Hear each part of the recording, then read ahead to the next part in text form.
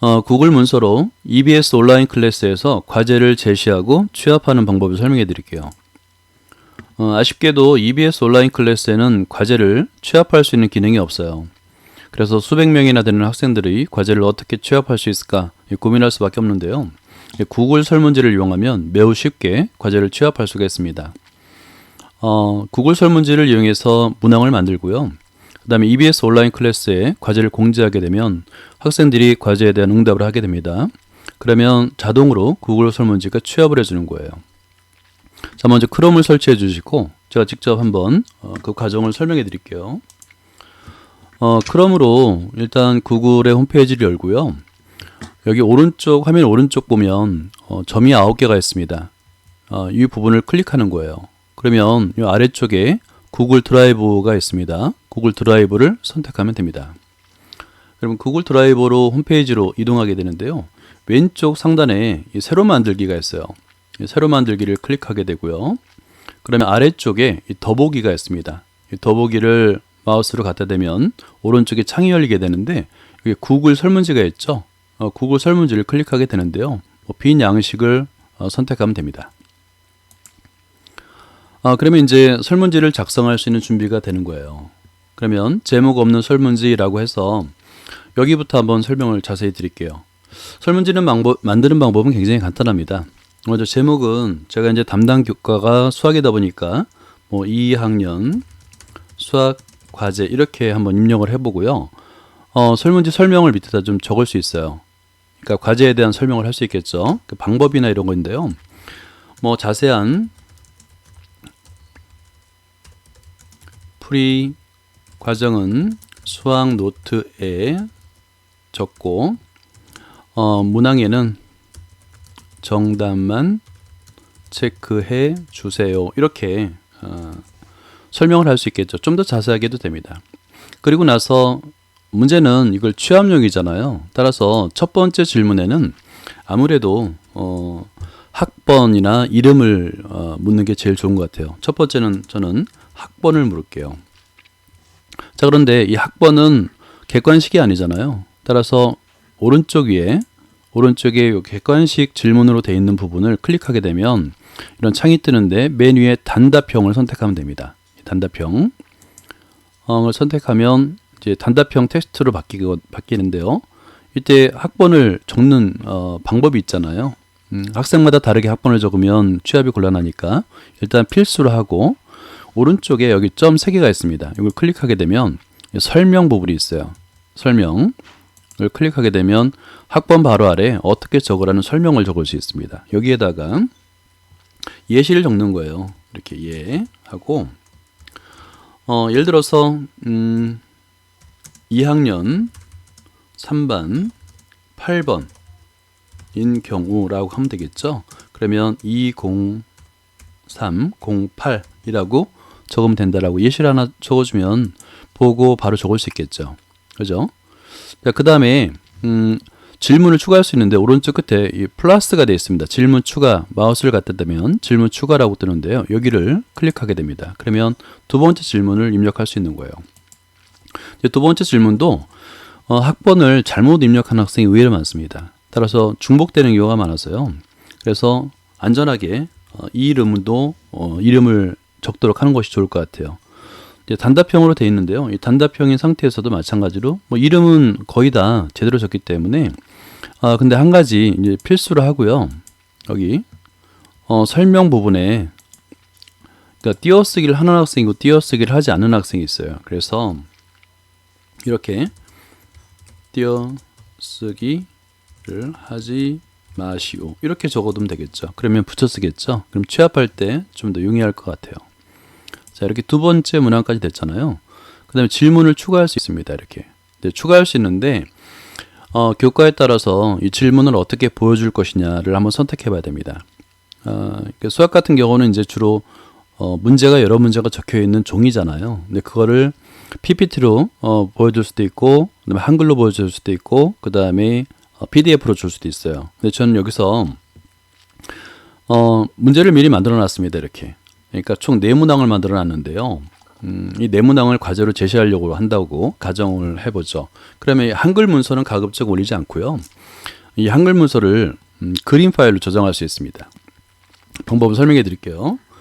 여기에 보면 왼쪽 맨 위에 메뉴에 파일이 있습니다. 이 파일 부분을 클릭하게 되면 아래쪽에 인쇄가 있는데요. 인쇄를 클릭하는 겁니다. 말 그대로 이제 프린트를 한다고 생각하시면 돼요. 그러면 인쇄 여기 맨 끝에 오른쪽 끝으로 이동하게 되면 모든 프린터에 그림으로 저장하기가 있습니다. 이걸 클릭하고요. 뭐 모두 해도 되고 현재 쪽 한쪽만 할게요. 어차피 그림으로 저장하기는 한쪽씩 나누어서 저장이 됩니다. 그리고 나서 인쇄를 누르게 되면 이제 저장할 폴더를 찾게 되는데요. 저는 바탕화면에 구글 문서를 선택해서 여기다가 2학년 수학이라고 이렇게 적어서 저장을 할게요. 그러면 이제 업로드할 준비가 끝난 거예요. 그럼 한글 문서를 내리고요. 이때 오른쪽에 보면 여기 질문 추가가 있는데 그 아래서 네 번째 보면 이미지 추가가 있습니다. 이걸 클릭하게 되면 그림을 입력할 수가 있는 거예요. 여기 업로드가 돼 있죠. 이 업로드에서 탐색을 누르면 폴더가 열립니다. 그러면 여기서 방금 전에 제가 그림으로 저장한 한글 파일이 있잖아요. 이걸 클릭하면 되는 거예요.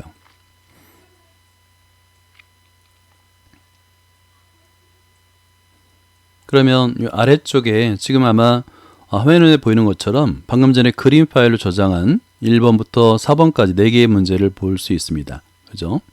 여기서 이제 왼쪽에 있는 점이 있는데 이 점을 클릭하게 되면 정렬을 할 수 있어요. 뭐 가운데 맞춤으로 해도 되고요. 그 다음에 이미지 제목이 있는데요.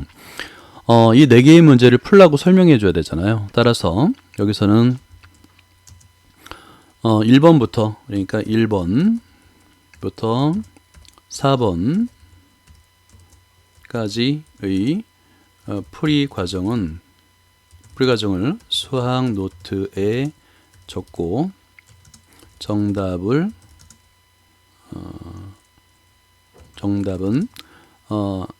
아래 문항에 답하시오. 이렇게 한번 해볼게요. 그러니까 아무래도 이제 수학은 풀이 과정이 중요하잖아요. 근데 이제 풀이 과정은 이 상태에서는 적을 수 없기 때문에 수학 노트에 적고 나중에 이제 등교하게 되면 그때 보도록 하고요. 이 정답만 아래 문항에 답하시오라고 이렇게 설명을 할 수 있습니다. 그럼 이걸 보고 이제 응답을 하겠죠. 그런 다음에 여기 밑에 이 그림 밑에 아이들이 푼 다음에 그림 밑에 답을 할 수 있도록만 만들어주면 되는 거예요. 자, 그러면 여기 1번 문항이 있잖아요. 그죠? 이 1번 문항을 답만 적으면 되기 때문에 여기에 이렇게 적으면 됩니다. 자, 1번 이렇게 적으면 되는 거예요. 1번 정답은, 그러니까 객관식이니까 정답은 이렇게 하면 적으면 되겠죠. 그런 다음에 단답형이 아니라 객관식 질문으로 하면 되는 거예요. 이 옵션이 나오는데요. 여기 옵션이 보일 겁니다. 옵션은 지금 이 객관식이 예시가 5개가 있잖아요. 이게 바로 옵션이라고 생각하면 돼요. 그래서 원래 동그라미로 하면 좋은데 동그라미가 없기 때문에 소가로로 1번, 그 다음에 2번, 3번, 4번, 5번까지 이렇게 문항 그대로 적어주는 거예요. 이렇게 이런 식으로 다. 그러면 아이들이 1번 정답 1번을 푼 다음에 정답을 체크하게 되겠죠. 그죠? 이렇게 4개의 문항을 적으면 되는데요. 똑같은 형태일 때는 이 아래 보면 왼쪽에 쓰레기통 옆에 복사가 있습니다. 이걸 클릭하게 되면 1번 문항과 동일한 것이 2번 문항으로 적히는데요. 지금 저는 4개의 문항이 전부 다 질문이 똑같잖아요. 그죠? 2번 이렇게 문항 번호만 바꾸고요. 그 다음에 다시 복사를 하고 3번, 그 다음에 다시 복사를 하고 4번 이렇게 바꿀 수 있는 거예요. 4번. 그럼 이제 모든 문항을 여기까지 만들었다라고 한다면 여기서 이제 모든 문항은 답을 해야 된다라고 가정을 해주세요. 필수를 이렇게 바꿔주면 됩니다. 필수. 왜냐하면 이제 답을 마킹을 안 할 수 있거든요. 그래서 필수로 바꿔주고요. 그런 다음에 여긴 저장 버튼이 없어요. 그죠? 다 완성이 되는데 자, 이제 위쪽으로 가서 여기 화면 우측 상단에 보면 테마 맞춤 설정이라는 것이 있어요. 이 그림판처럼 보이는데요. 이걸 클릭하면 됩니다. 아무래도 좀 약간 이미지를 꾸미는 게 낫잖아요. 그래서 이미지 선택을 누르게 되면 내장되어 있는 이미지를 선택하면 돼요. 여기 직장 및 학교라고 되어 있는데 뭐 밑에 있는 거에서 찾아도 되고요. 저는 여기서 고를게요. 여기서는 이제 아이들에게 비타민, 여기 이제 연필이 좋네요. 연필을 선택하겠습니다. 색연필을 선택해서 아래쪽에 삽입을 클릭하면 됩니다. 그러면 자동으로 이미지가 위에 뜹니다. 이렇게 뜨죠. 나머지는 손댈 것이 없어요. 그 다음에 여기 그림판 옆에 설정이 있는데요. 이 설정을 클릭하게 됩니다. 왜냐하면 지금 문제를 만들어냈는데 문제의 정답과 점수를 입력을 안 했잖아요. 그걸 해야 됩니다. 그리고 여기 일반에서 보면 아래쪽에 응답을 여러 번 할 필요는 없잖아요. 한 번만 하면 되잖아요. 그래서 여기 응답 횟수 1회로 제한을 클릭하는 겁니다. 근데 응답자가 수행할 수 있는 작업인데요. 뭐 제출 후 수정할 필요는 없죠. 한번 제출하고 끝나는 걸 하고요. 그 다음에 뭐 요약 노트 이 정도는 괜찮잖아요. 텍스트 응답 확인할 수 있도록 해주고요. 그 다음에 저장을 눌러주고 다시 설정을 가보고 이번에는 이제 퀴즈를 한번 볼까요? 퀴즈를 만들게 하면 이제 정답과 점수를 입력할 수 있는 거예요. 그러면 여기 보면 질문에 여기 보면 질문의 점수 값을 할당하고 자동 채점을 허용합니다라고 되어 있어요. 점수를 부여하고 정답도 체크를 할 수 있는 겁니다. 여기면 되겠죠. 그리고 나서 이제 성적 공개, 제출을 바로 볼 수 있도록 해주고요. 응답자는 틀린 문제, 그 다음에 정답 점수를 다 볼 수 있게 해주는 겁니다. 이렇게. 그리고 나서 저장을 누르면 되는 거예요. 자, 이렇게 하면 어떤 변화가 생기냐면 아래쪽에 문제에서 여기 보면 아까는 없던 답안이 보이잖아요. 그죠? 이 답안을 클릭하면 정답을 만약에 4번이다, 1번에 4번이다 하면 4번이 정답인 거예요. 그리고 점수에서 점수를 뭐 5점씩 하자라고 이렇게 배정을 할 수 있는 겁니다. 그리고 완료를 눌러주면 되는 거예요. 그 다음에 2번도 마찬가지겠죠. 2번도 와서 답안에서 이번에는 정답 체크를 해야 되겠죠. 만약에 5번이다 하면 5번을 체크하고요. 점수도 마찬가지로 똑같은 점수를 줘도 돼요. 5점 완료. 이와 같은 과정으로 3번, 4번까지 합니다. 뭐 정답이 1번이라고 한다면 답안을 누른 다음에 1번이라 하고 해서 점수를 5점이라 하고요. 완료를 합니다. 자, 그리고 마지막 4번이죠. 4번도 마찬가지 답안을 선택하고 이번 2번이 정답이라면 2번 체크한 다음에 점수를 5점 이렇게 완료. 그러면 이제 준비가 다 끝난 거예요. 완료가 된 거죠. 자, 그런 다음에 이제 마지막 단계만 남았는데요. 이 보내기로 갑니다. 오른쪽 위에 메뉴에 보내기가 있습니다. 이 보내기를 클릭하게 되면 이제 이 설문을 URL로 보내야 되잖아요. 그죠? 여기서는 가운데 메일이 아니라 요 가운데 URL로 할 거거든요. 가운데 있는 URL 주소를 클릭하게 됩니다. 됐죠? 근데 굉장히 길죠. 그죠? 그래서 왼쪽 아래 보면 URL 단축이 있어요. 이 단축을 클릭하면 좀 짧아집니다. 그죠? 그리고 복사하려면 컨트롤 C를 누르셔야 하는데 컨트롤 C 안 누르고 그냥 복사, 오른쪽에 있는 이 복사 버튼을 클릭하면 됩니다. 그럼 복사가 되는 거예요. 자, 복사를 했습니다. 됐죠? 자, 그럼 이제 설문지는 완성이 된 거고요. 우리가 이제 EBS 온라인 클래스의 공지사항에 제시를 하면 되겠죠. 그러면 이게 EBS 온라인 클래스인데요. 이제 선생님들이 운영하는 EBS 클래스 강좌를 개설했을 때 그 강좌에 해당합니다.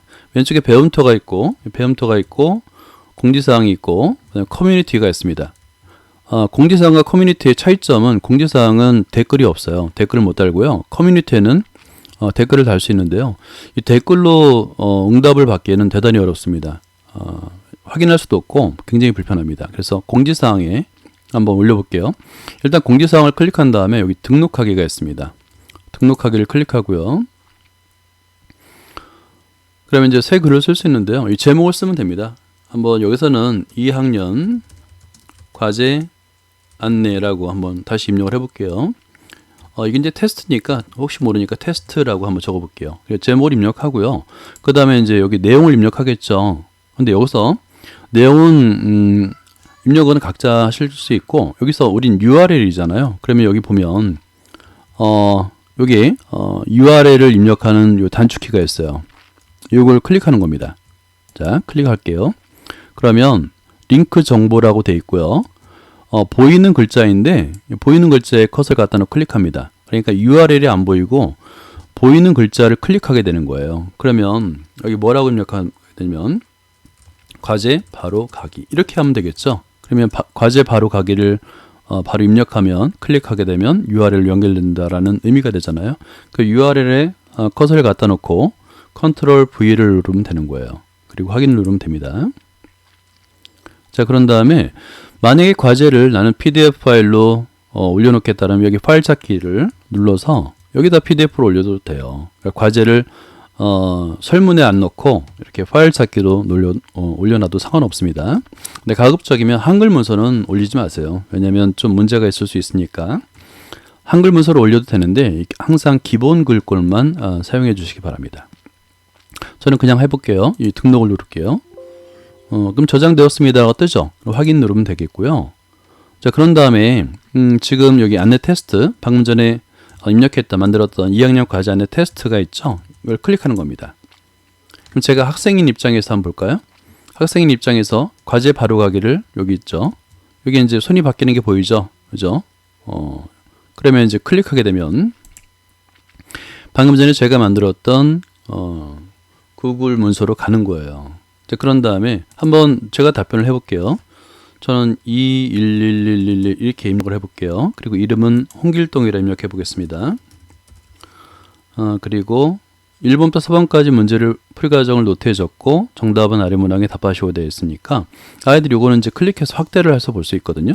문제를 아마 수학 노트에 적을 거예요. 적고 풀이 과정을 적은 다음에 배점을 하겠죠. 그러면 저는 이제 대충 한번 찍어 보겠습니다. 자, 1번은 이제 2번이라 찍을 거고요. 그 다음에 3번이라 찍을 거고요. 2번, 3번 이렇게 그리고 제출하는 겁니다.